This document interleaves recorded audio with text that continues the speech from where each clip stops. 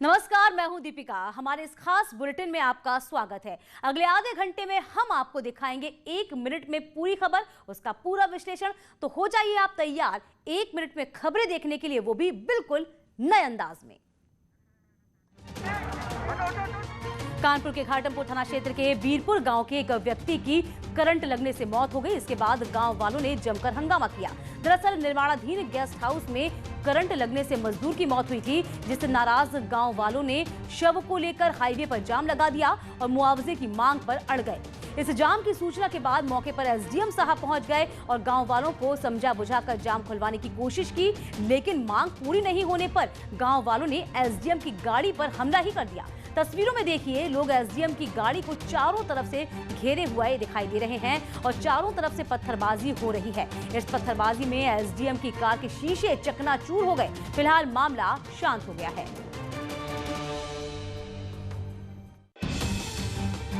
कन्नौज के भोगांव तक लगेज ले जाने को लेकर रोडवेज के ड्राइवर और कंडक्टर के बीच जमकर विवाद हो गया। इससे नाराज ड्राइवर ने फोन कर अपने 20-25 साथियों को मौके पर बुला लिया।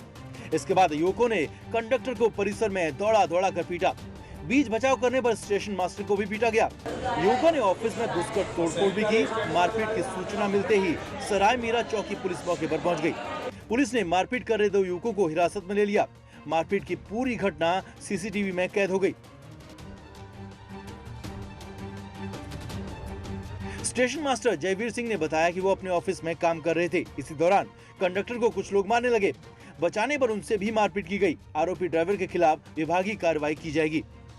हम ऑफिस में बैठ के अपने ऑफिस का कार्य कर रहे थे ऑफिस के अंदर, तो चालक प्रचालक से किसी अराजक तत्वों द्वारा बातचीत हुई।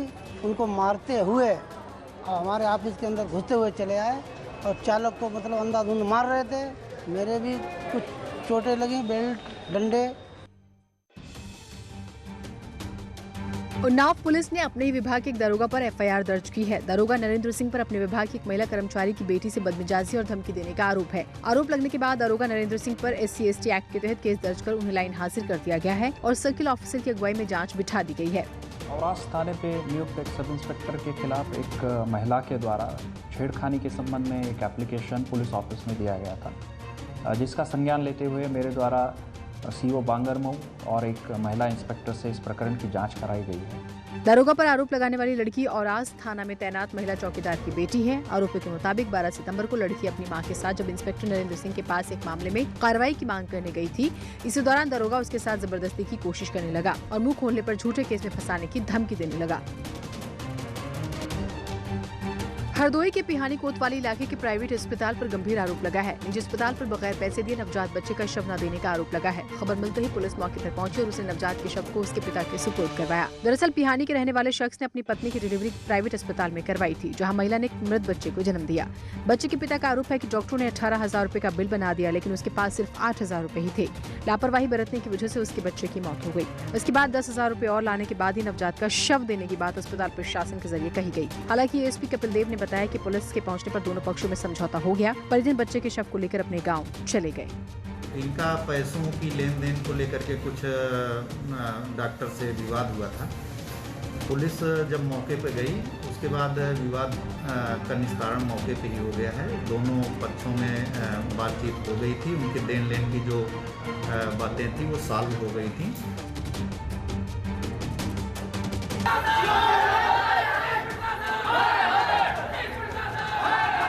मुरादाबाद में वकीलों ने SSP ऑफिस में जमकर हंगामा काटा है। वकीलों का आरोप है कि उनके एक साथी अधिवक्ता के घर पर कुछ बदमाशों ने हमला कर दिया था, जिसके आरोप में उन्होंने थाना सिविल लाइन में गंभीर धाराओं में आरोपियों के खिलाफ मामला दर्ज करा दिया है। घटना के बाद कॉलोनी के लोगों ने आरोपियों को पकड़कर थाना सिविल लाइन पुलिस को सौंप दिया, लेकिन पुलिस ने मामला दर्ज होने के बाद भी आरोपियों को छोड़ दिया। दरअसल थाना सिविल लाइन्स इलाके के रामगंगा विहार कॉलोनी में रहने वाले भुवनेश गुप्ता के घर पर कुछ लोगों ने हमला कर उनका सामान सड़क पर डाल दिया, जिसके बाद आरोपी भी पकड़े गए थे। पुलिस के ऊपर आरोप लगा है कि अगर पुलिस ने उन्हें गिरफ्तार नहीं किया तो वो 28 सितंबर के बाद हड़ताल पर चले जाएंगे। इसके साथ ही इलाके के अधिकारी, civil line inspector, civil line समेत चौकी इंचार्ज रामगंगा विहार को निलंबित किया जाए। ये थाना सिविल लाइन क्षेत्र में एक मुकदमे को लेके इनके कुछ ग्रीवियंसेस थे, तो उसमें उन्होंने अपने पक्ष रखा है, प्रत्यावेदन दिया है, जिसको सुन लिया गया है और जो भी इसमें विधिक कार्रवाई है उसका निस्तारण किया जाएगा। इन्होंने कुछ पुलिस कर्मियों पर आरोप लगाए हैं, तो इसकी भी जाँच करा दी जाएगी। आजमगढ़ में असलहों के प्रदर्शन की तस्वीर सामने आई है, जहां दहशत फैलाने के लिए एक व्यक्ति असलहों का प्रदर्शन करता दिखाई दिया। तस्वीरों को देखिए कि कैसे कई सारे हथियारों को लेकर ये व्यक्ति टहल रहा है। बताया जा रहा है कि तस्वीरें गांव में बने एक स्कूल परिसर की है। तस्वीरों में दिख रहे इस व्यक्ति के पास 4 असलहे और कारतूस थे, जिसे लेकर वो दहशत फैलाने की कोशिश कर रहा था। वीडियो वायरल होने के बाद पुलिस ने कार्रवाई शुरू कर दी है।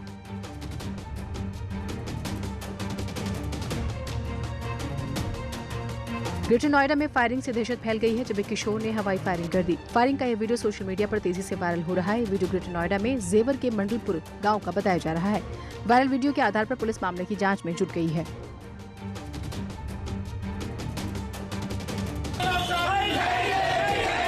अलीगढ़ में छेड़छाड़ के आरोपियों समेत सैकड़ों की तादाद में बीजेपी कार्यकर्ता थाने के अंदर दाखिल हो गए। इसके बाद पुलिस प्रशासन के खिलाफ जमकर विरोध प्रदर्शन किया।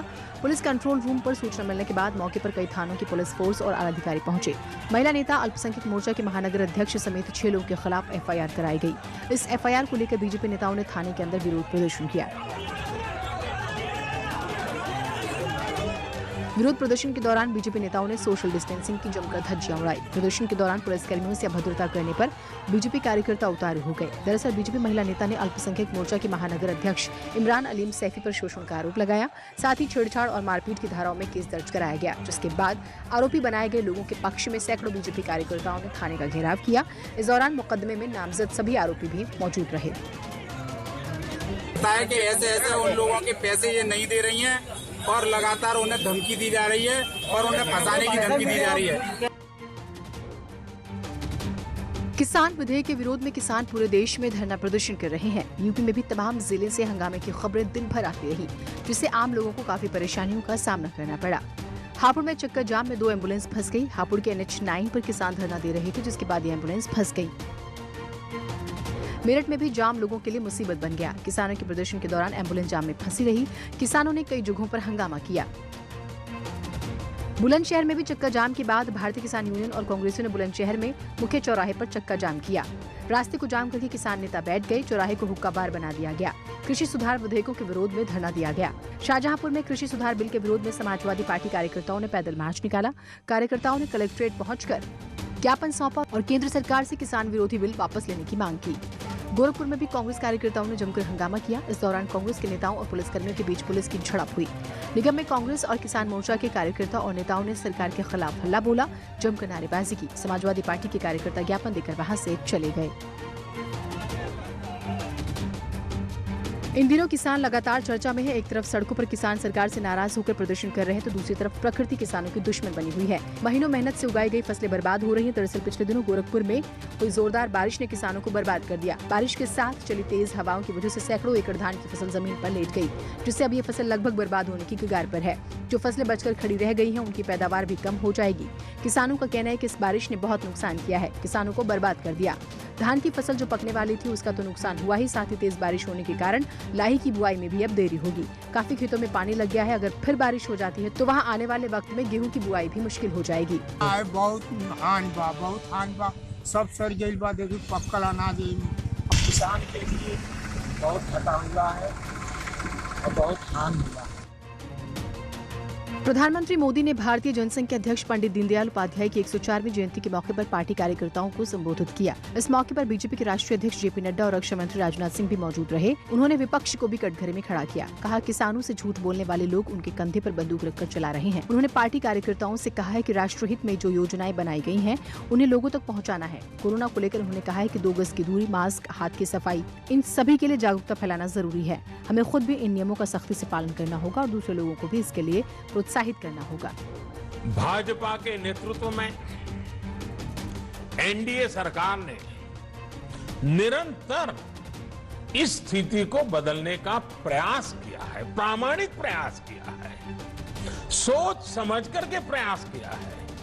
कोई निजी स्वार्थ के लिए नहीं, कोई राजनीतिक स्वार्थ के लिए नहीं, सिर्फ और सिर्फ किसान के कल्याण को ध्यान में रखते हुए।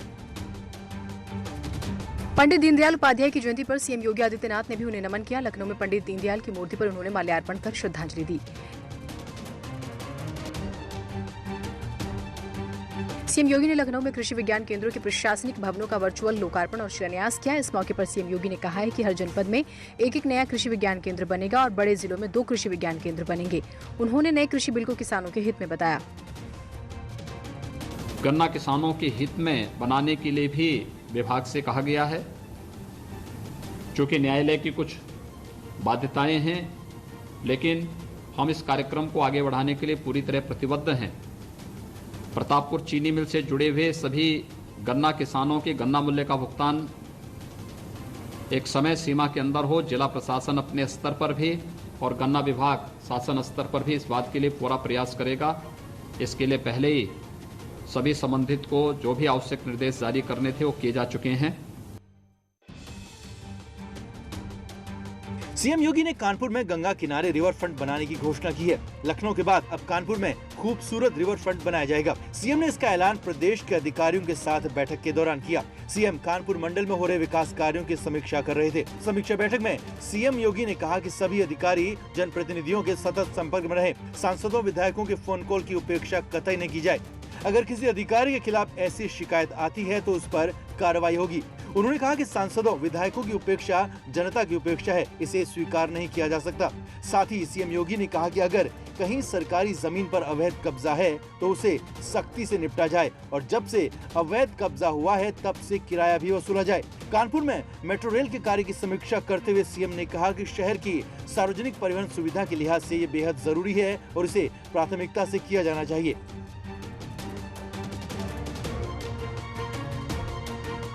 जौनपुर में सीएम योगी कल चुनावी दौरे पर रहेंगे। जौनपुर के मल्हनी विधानसभा में उपचुनाव को लेकर सीएम योगी का पहला चुनावी दौरा है। सीएम योगी के आगमन को देखते हुए जिला प्रशासन और पार्टी पदाधिकारियों में तैयारियां जोरों शोरों से चल रही है।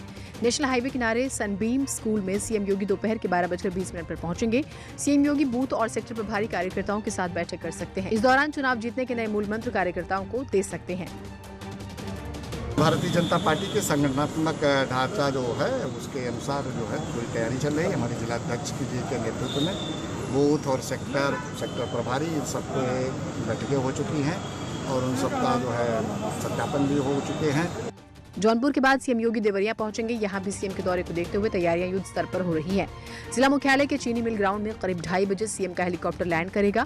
चीनी मिल ग्राउंड में सीएम योगी अधिकारियों के साथ समीक्षा बैठक करेंगे। वहीं जिले के सदर विधानसभा सीट के उपचुनाव के लिए बीजेपी नेताओं से फीडबैक भी लेंगे। कल से सीएम के कार्यक्रम के दौरान यूपी सरकार के मंत्री जयप्रकाश निषाद, सूर्य प्रताप शाही, सतीश द्विवेदी के अलावा कई बीजेपी नेता मौजूद रहेंगे। माफिया मुख्तार अंसारी के खिलाफ योगी सरकार की कार्रवाई लगातार जारी है। मऊ में मुख्तार अंसारी के गिरोह को फायदा पहुंचाने वालों पर एफआईआर दर्ज की गई है। इनमें प्रकाश कंस्ट्रक्शन की मालकिन किरण रॉय समेत कई अन्य आरोपी हैं। इसके अलावा पुलिस ने मुख्तार अंसारी की पत्नी आफसा अंसारी और उसके 2 सगे भाइयों के खिलाफ सरकारी संपत्ति पर कब्जा करने के आरोप में गैर जमानती वारंट जारी किया है। इस मामले में 2 अन्य लोगों को भी आरोपी बनाया है। साथ ही अपने लेटर पैड पर फर्जी दस्तावेज के जरिए हथियारों का लाइसेंस दिलवाने के एक नए मामले में पुलिस मुख्तार अंसारी के खिलाफ वारंट जारी किया है। फर्जी पैड पर एक संस्तुति करते हुए एक व्यक्ति को लाइसेंस देने की, जस्ट लाइसेंस देने की बात थी। यह मुकदमा पहले से दर्ज है। मुख्तार अंसारी फिलहाल पंजाब के रूपनगर मोहाली जेल में बंद है। पिछले करीब 3 महीने में मुख्तार के खिलाफ चलाए गए अभियान में सरकार ने 21 करोड़ से ज्यादा की संपत्ति जब्त की है या गिराई है। लखनऊ पुलिस की साइबर क्राइम डिपार्टमेंट ने 2 शातिर साइबर ठगों को गिरफ्तार किया है। पुलिस के मुताबिक ये शातिर ठग खनन विभाग की फर्जी वेबसाइट बनाते हैं और खनिज परिवहन में इस्तेमाल होने वाले फर्जी MM11 रॉयल्टी पेपर तैयार करते हैं, जिससे सरकारी खजाने को करीब 200 करोड़ के राजस्व का नुकसान हुआ। खनन विभाग की कोई वेबसाइट बना ली जो कि टोटली गलत है, इलीगल है और जो मुख्यालय पर अभी तक सूचना प्राप्त हुई है उसमें ऐसा लगता है कि सैकड़ों करोड़ की चूना सरकार को लग चुका है। पिछले कुछ दिनों से खनन विभाग के अधिकारियों को ये जानकारी मिल रही थी कि खनिज परिवहन के लिए इस्तेमाल होने वाला EMM11 फॉर्म फर्जी तरीके से तैयार किया जा रहा है, लेकिन विभागीय जांच में शातिर ठग पकड़ में नहीं आ सके, जिसके बाद मामला साइबर क्राइम सेल को सौंपा गया। जिसके बाद साइबर क्राइम सेल ने अयोध्या के शिवांशु रस्तोगी और प्रयागराज के जीवनलाल सिंह को गिरफ्तार किया। इनके पास से मल्टीमीडिया फोन भी बरामद हुआ है, जिससे इन लोगों के फर्जी वेबसाइट्स बनने की जानकारी मिली। Welcome back. अब बढ़ते हैं खबरों में आगे। भोजपुरी सिने जगत के मशहूर एक्टर और गोरखपुर से सांसद रवि किशन को सच बोलने की सजा मिली है। रवि किशन ने बीते दिनों संसद में बॉलीवुड के ड्रग्स का मामला उठाया था, जिसके बाद कई सेलेब्स ने उनका विरोध किया। खबर है कि मूवी माफिया रवि किशन को तोड़ने में जुटे हुए हैं। अभिनेता रवि किशन के पीछे मूवी माफिया पड़ गया है। कई बड़े प्रोजेक्ट से रवि किशन को हटाया गया है। लॉकडाउन से पहले कई बड़ी फिल्में साइन की थी। ड्रग्स के खिलाफ आवाज उठाने पर फिल्मों से हटा दिया गया। रवि किशन ने ड्रग्स मंडली के खिलाफ आवाज उठाई थी। बॉलीवुड में ड्रग्स का मामला उठाने के एक हफ्ते के अंदर ये सब हुआ है।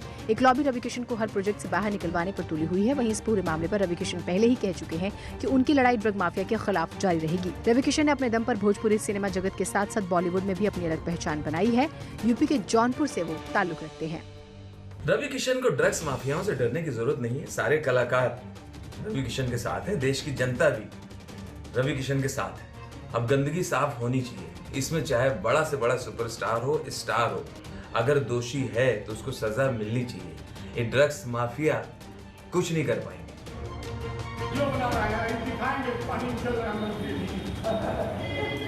की मुश्किलों को बढ़ा दिया है। डीएम और एसपी ऑफिस समेत सभी सरकारी कार्यालयों में पानी भरा हुआ है। आज राज्य मंत्री जयप्रकाश निषाद कलेक्ट्रेट के एनआईसी ऑफिस पहुंचे। मजबूरन उन्हें घुटने भर पानी में चलना पड़ा। डंडे के सहारे मंत्री जी को घुटने भर पानी में चलना देख अफसर भी असहज महसूस कर रहे थे। दरअसल कई योजनाओं का लोकार्पण और शिलान्यास होना था। उनके साथ ही देवरिया नगर पालिका के अध्यक्ष अलका सिंह भी मौजूद रही।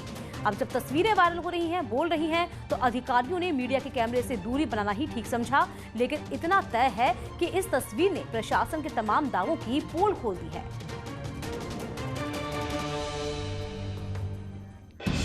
और खबर 1 मिनट में फिलहाल इतना ही। कल शाम 6 बजे हम फिर होंगे हाजिर दिन भर की तमाम बड़ी खबरों के साथ। अभी लेंगे एक छोटा सा ब्रेक के उस पार आप देखिए उत्तराखंड की तमाम खबरें।